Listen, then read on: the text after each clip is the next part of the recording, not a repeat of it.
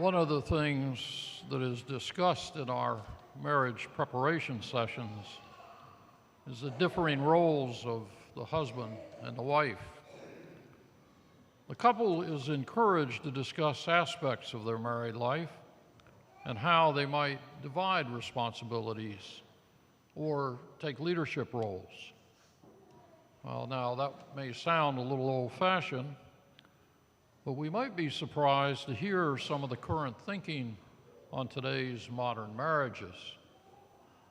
According to Richard V. Reeves, writing in the Institute for Family Studies, modern marriage is not principally about money, sex, or status. It is about children. Today's couples who make and keep the commitment to married life are educated. They each have career skills. They have life experience. They are motivated. The glue to the marriage centers on their children, and they want to offer their children the best chance at life. Their marriage contract envisions a co-equal, shared responsibility. Today, we celebrate different events that are somehow similar and connected. Today, we celebrate Mother's Day. We also celebrate the First Communion for the 18 people here at this 11 o'clock Mass. And if we look carefully, today's readings support motherhood, marriage, and children, both in the traditional sense and the modern perspective. In the first reading, Luke writes about one of the newly chosen deacons, Philip. Philip travels to Samaria to proclaim the good news of Christ. He performs signs and wonders and baptizes the Samaritan converts. But he does not invoke the Holy Spirit by laying hands on them. Peter and John come to Samaria to bring the gift of the Holy Spirit.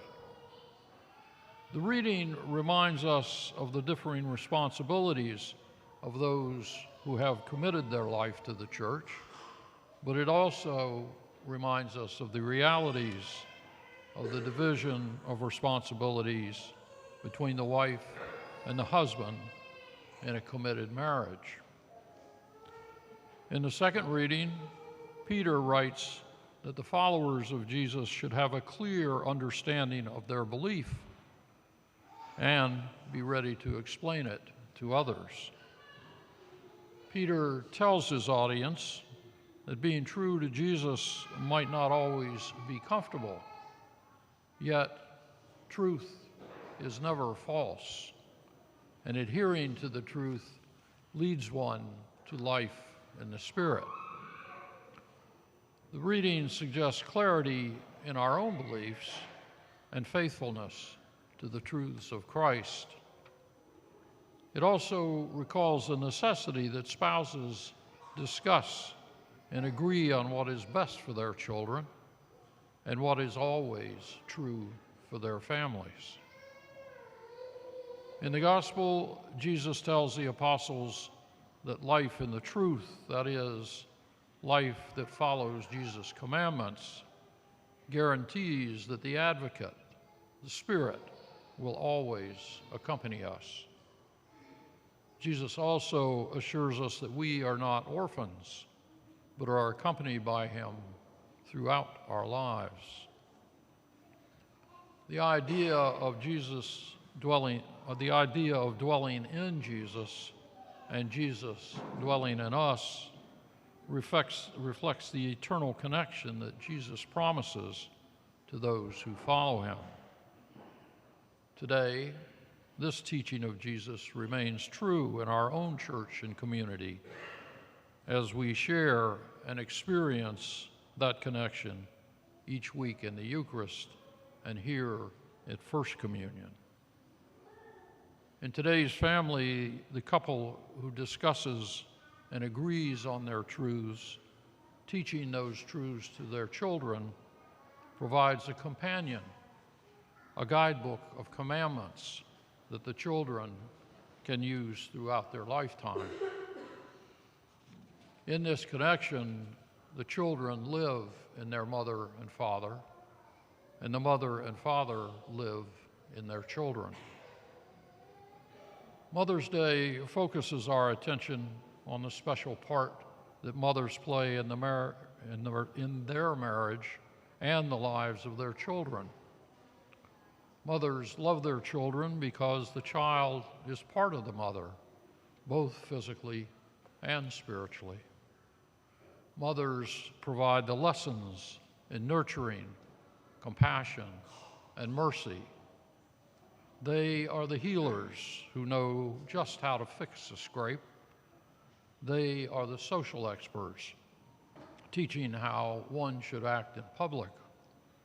They are the harbor of last resort when Dad says no. They are the place of comfort. A husband loves his children because he loves the children's mother.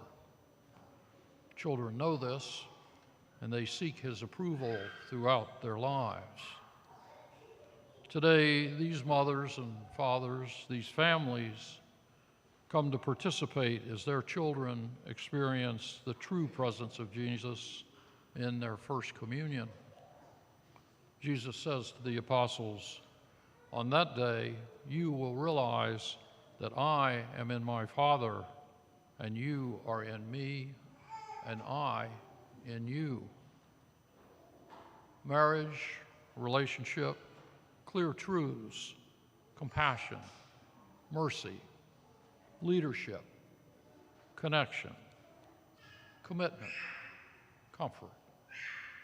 These are all elements that abound in marriage and children who receive their first communion and in a Christ-filled life. Today, mothers are honored, as they should be. Children are excited for their very personal and real encounter with Jesus. All of us dads are thankful to be participants. Joy fills all our hearts as we thank God for the many blessings we receive in our marriages, our families, and our children. We are in each other. Jesus is in us, and we are all in him.